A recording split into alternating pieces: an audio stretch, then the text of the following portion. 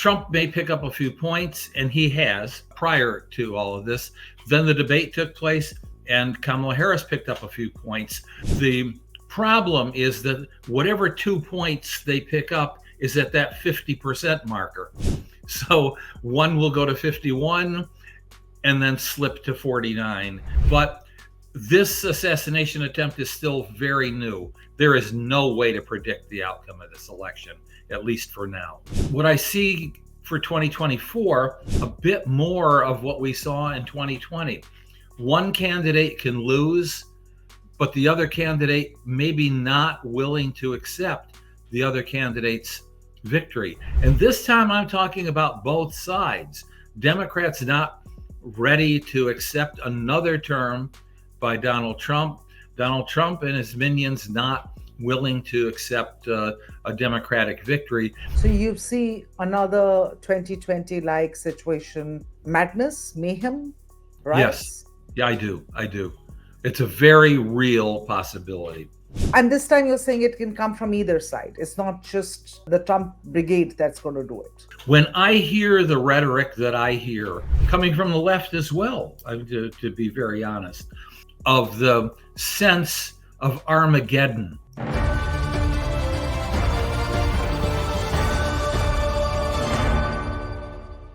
Hi, you're watching The Times of India. I'm Aditi Prasad, and joining us today is JOHN JOGBY, one of America's most prominent pollsters. Welcome to the show, JOHN. We're so delighted to have you here, especially at a time when there is so much of, it's a very tight race between Kamala Harris and Donald Trump. For us, as we watch it from here, you're right there. You're joining us from Washington, D.C., right where the action is. Could you tell us, it's been a very interesting last 7 days, really. It started with the debate, if I take that as the starting day, and ended with several hours, the second assassination attempt on Donald Trump. What does this really mean, for the polls, which were going Kamala Harris's way after the debate and now? And thank you for the invitation. Do you know that this race is really at equilibrium? There is no front runner, at least for a very long time.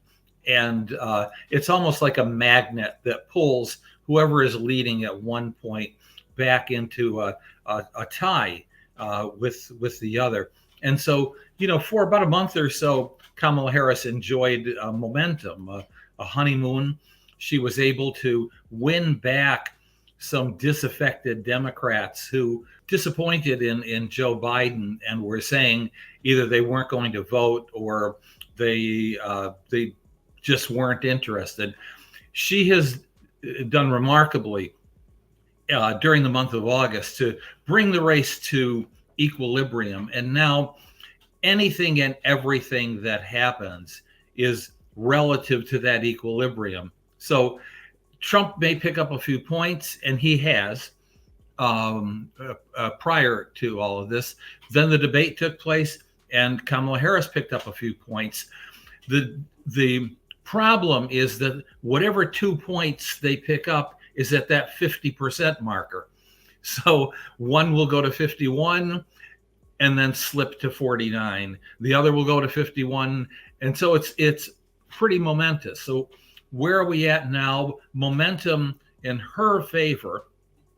But this assassination attempt is still very new. We're just finding out a little bit about this would-be assassin who, as you could see, just does not fit the profile of what we're accustomed to seeing. Relatively successful 58-year-old man, businessman. And so we'll have to learn more. As for Donald Trump, there's not that many points to give. We're locked in the center here. So I suspect, as in the case of the first assassination attempt, you might see Trump go up 1 or 2 points and Harris down a few points. But I think your listeners, readers really need to understand that there is no way to predict the outcome of this election, at least for now. You're also the author of the horse race, how to read polls. Tell us how to read these polls, because as you yourself pointed out, they're just moving up and down a few percentage points here and there. They're just seeming to be at that equilibrium, both of these candidates, which means there's nothing special about either of them that the Americans find. Could we read it in that manner, that they are equally ambivalent about both of these people? That's a very good question. So the American people are at equilibrium. We are two co equal nations that disagree on pretty much everything, but we've reached a point where the disagreements are monumental disagreements about the future of the economy, about immigration, who should be allowed into the United States, who should not, abortion. These are major issues to people. And so when you're at equilibrium, it's not just a number, it's a mood, a culture, a typeset. And there's no clear picture that emerges. But I think what we need to do is to look at these polls not as a predictive tool, and certainly not in early or middle September, but rather as a measurement. I use the metaphor all the time. If I need to lose weight, 20 pounds by November 5th, and I do incidentally, I'll get on the scale, and I'll get on the scale September 16th, and I'll see how I'm doing, Right. what I need to do. But that's not going to predict whether or not I binge eat November 3rd or November 4th. So these right now are measurements, and they should not be treated as any more than an indication of where we stand today. But as a pollster, you are obviously um, very adept, I'm assuming, at looking beyond the numbers. When you look beyond the numbers, the poll numbers, what do you see? Well, what I see are two different Americas, and it's not new. I started watching this and seeing this very closely the early part of the millennium. Two different approaches, two different groups of demographics supporting each political party, a rise in volatility and a rise in anger. Ultimately, it what I see for 2024 is a bit more of what we saw in 2020. One candidate can lose, but the other candidate maybe not willing to accept the other candidate's victory. And this time I'm talking about both sides. Democrats not ready to accept another term by Donald Trump. Donald Trump and his minions not willing to accept a Democratic victory. That's the very essence of democracy, isn't it? That Yeah. you have a winner and you have a loser, and a loser graciously says, all right, let's go back and see what we did wrong and how we can prepare for next time. Not use every means possible to block the actual winner. And so it's in the in the long term, we are fine. But in the short term, this is a bump in the road, I believe. So you see another 2020 like situation, madness, mayhem, Yes. riots. Yeah, I do. I do. It's a very real possibility. And this time you're saying it can come from either side. It's not just the Trump brigade that's going to do it. When I hear the rhetoric that I hear, coming from the left as well, to be very honest, of the sense of Armageddon, that if the other side wins, this is the end of the world. And that is what we're hearing. Then it does not bode well. This time, however, the tools may be in the streets, but they certainly may very well be here as well. And a lot of mayhem can be created this way. All right, let me just slip back a little and talk about the debate, because that debate, there was one debate, that the first presidential debate between Trump and Biden literally took away Biden's candidacy for president. The second debate, clearly Kamala Harris came out as the winner of that debate, given what we are reading in the press, given her even though minor, but a surge in her popularity in the polls. What do you think went wrong for Trump? Well, I think a number of things. Number one, I think he is still stuck in his mind that he's running against Joe Biden, and is going to be able to use the same tools and the same rhetoric, and not prepared to deal with a different candidate who's younger and fresher and uh, represents a new generation. Above all, can change the conversation.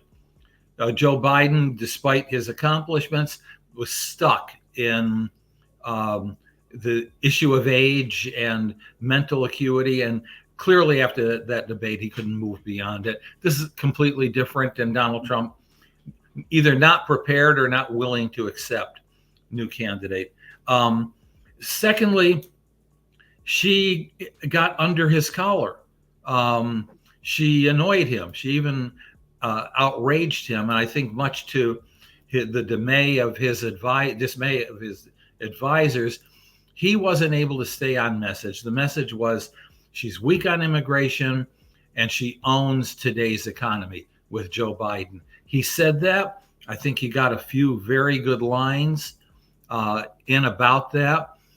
But the bottom line is what was memorable about that debate was that he talked about Haitian immigrants, complete and total fiction fabrication of eating pets. And that has created some real havoc in that small town in Ohio. He talked about Democrats not only supporting women's right to choose, but on supporting infanticide. They would allow babies actually to be born and then decide in some instances whether they live or die.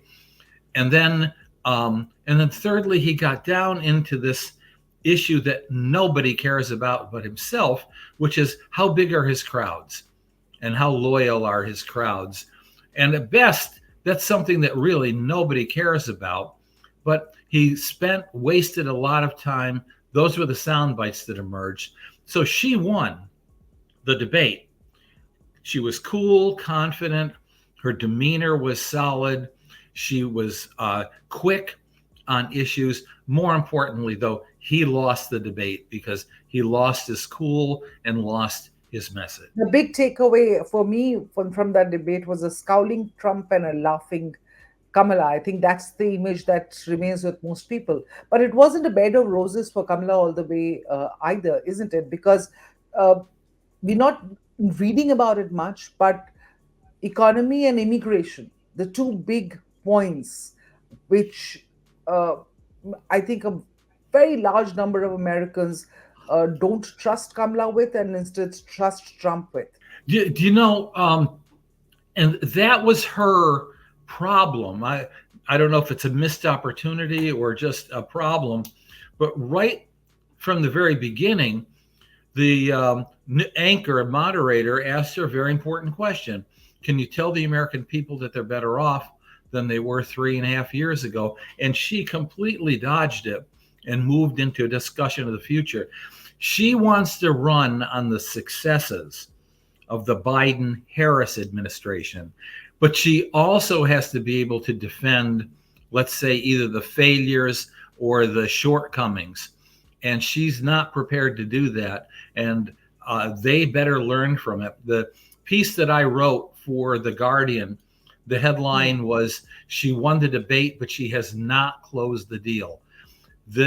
Her refusal to accept the inflation and the crisis at the border, as you point out, the two most important issues on the minds of the American people, mean that those are going to dog her for the next 6-7 weeks. How do you see, in terms of polls, Trump faring better on these two issues vis-a-vis Kamala Harris? Is that what the polls tell us? Yes, and in fact, even after the debate, when asked who is better able to handle the economy and separately the immigration issue, Trump actually has a wider margin than Harris, and so that's a red flag for the Harris campaign. The Republicans also are not leaving any stone unturned to sort of accuse the ABC network of rigging the debate in Kamala's favor, and the media generally being biased.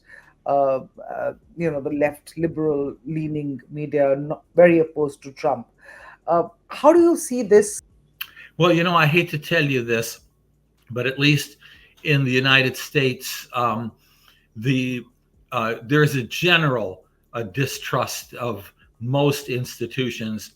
News media and pollsters are at the bottom of the chain when it comes to having trust, and so I I have numbers to show it. There is no trust or love for the mainstream news media. That's why so many get their news elsewhere, social media, which poses the whole other issue. But in terms of ABC, I don't think there's any question that the three networks, add to that CNN and so on, want to see, as they did in 2016, they want to see a Donald Trump defeat. They hate each other. They hate Donald Trump and he hates them. He's not going to get the kind of treatment that someone who wants to defeat him is going to get. But did it matter during the debate? No, absolutely not. By and large, people who aren't who have not made up their minds and are not paying attention didn't watch, or if they did watch, they weren't moved by the actions of the news anchors at all. They were not. No. No, they were not. So you're saying that there is a general feeling of mistrust as far as the ABC News debate hosts were concerned. Yes, it was in a context of deep distrust, even among those whose minds have made up for Harris or for Trump. This is just the era that we live in right now. Those very familiar and previously sacrosanct institutions that we all trusted are at a low point right now. And that I And I don't perhaps only that mean perhaps politics. I'm sorry. Now, that perhaps makes it all the more difficult in the race up to November 5th because, as you point out, and as the polls are showing, both of them are almost at an even keel 1 point up, 2 points down, 2 points up, 3 points up. And if it's a tie, and if it comes to that, then you're saying that either side could pose a problem this time. It's not Yes, just Trump. not just Trump. Yes. Not just Trump. Okay, so deeply divided society, deeply divided polity, and so as November 5th approaches, we are all going to sort of brace ourselves for whatever the outcome and whatever the drama and the rhetoric accompanying it. But thank you so much for talking to us and sort of giving us a perspective on how to view these poll numbers, which you're saying are definitely going to go up again 1 or 2 points in favor of Trump, given the assassination attempts, right? I think so. I think we're going to see back and forth, and that doesn't even count the black swan that may very well happen. Something out of nowhere come in. Look at what's happened in the last 60 days. You can only Yeah. wonder what happens in the next 50. All right. Thank you so much. Thank you so much for that perspective. Thank you for speaking to us. That was John Jogby, a prominent, one of the most prominent American pollsters out there. Thank you for speaking to the Times of India. We will come back to you with more viewers. Stay tuned.